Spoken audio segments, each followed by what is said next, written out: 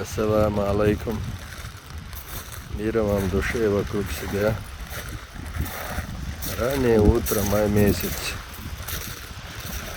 Я нахожусь в Дербенте на берегу моря Каспийского.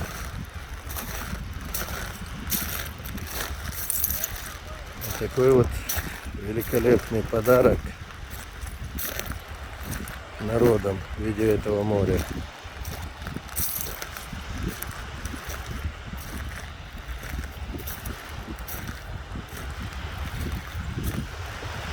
И вот как мы его ценим. Но это хороший объект, отель «Алые паруса». Но вот видите здесь, это считается первой линией берега моря. Ну что это такое, а? Ну так нельзя. А вот здесь прилично.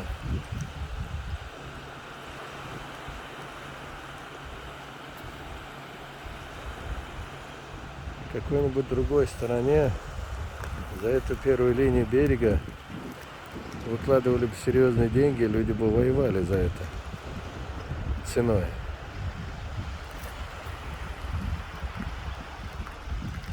Это не вина тех людей, кто здесь живет, это вина тех, кто к нам обозначает рамки экономической инфляции, предпринимательства, законодательства для малого бизнеса.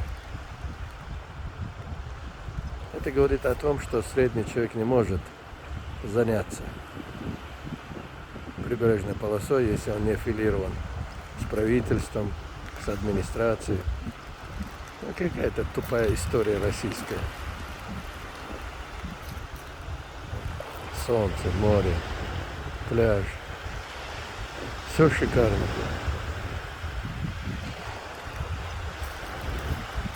Прямо деньги у тебя лежат под ногами. Просто нагнись и возьми, а тебе не дают его брать, одели на тебя какую-то смирительную рубашку в виде всяких ограничений.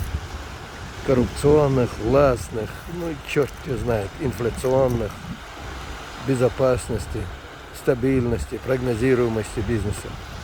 Естественно, люди вкладываются в Европу. Поэтому отток капитала.